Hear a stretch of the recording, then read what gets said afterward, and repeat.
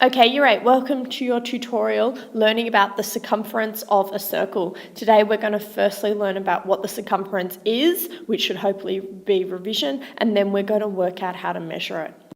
Okay, a reminder, what is circumference? Circumference is the outside length or boundary forming the circle. It's the circle's perimeter. So if I had a circle here, the circumference, oh sorry guys, that's really dodgy. The circumference would be the perimeter from here all the way around the outside. That's the circumference. And today we're going to look at two different ways that you can measure the perimeter or the circumference of a circle.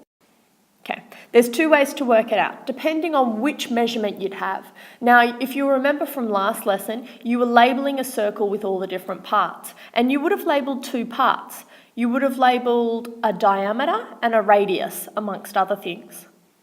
A reminder, the diameter is the length from one edge of the circle to the other, and the radius is the length or the measurement from the edge of the circle to the direct centre. So there's two ways to work out the perimeter or the circumference of a circle.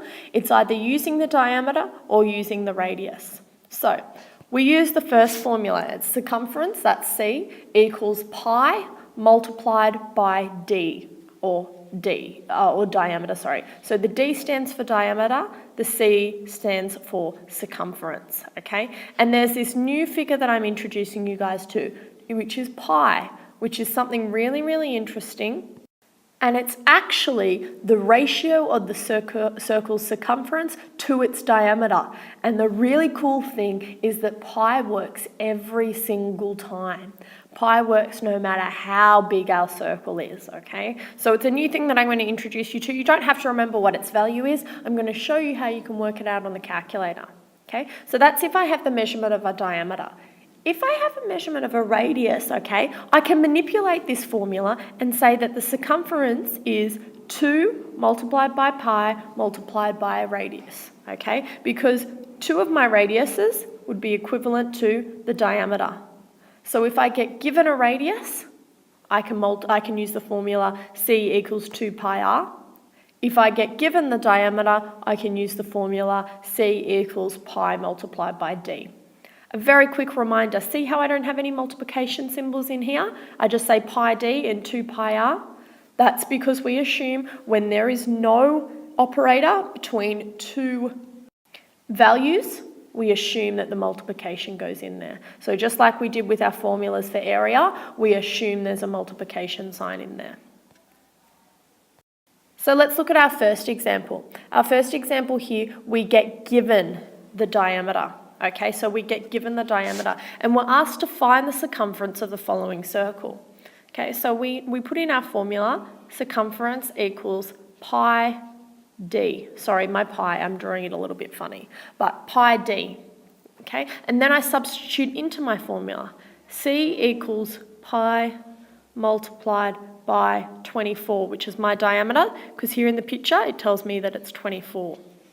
Then my circumference equals, when I type in pi, multiply it by 24, I get an answer of 75.398, okay? And I'm going to round it, like always, to 2 decimal places. So if I have an answer of 75.3982, I'll leave it at that, okay? And I want to round it to 2 decimal places. I find the decimal place, I go 1, 2, okay? That's the place I want to round. In order to know if I leave that 9 the same or I add 1, I look to the digit next to it.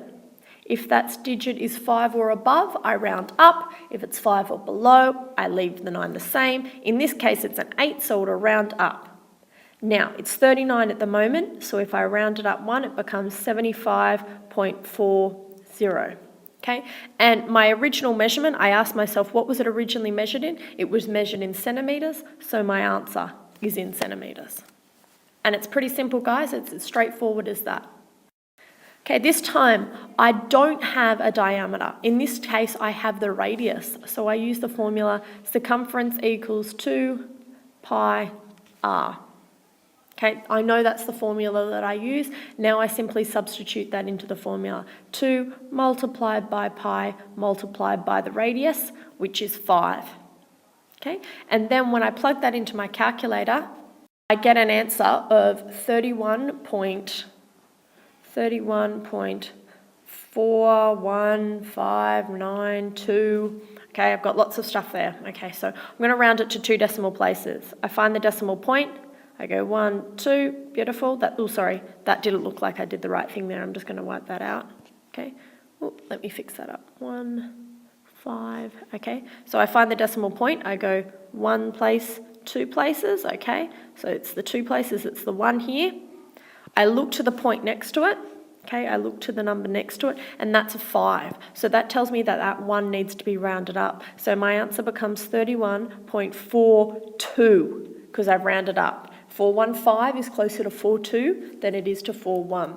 And then I look and have a look at my measurements, and I see, okay, that's in meters, so my answer becomes in meters. And it's as simple as that, guys.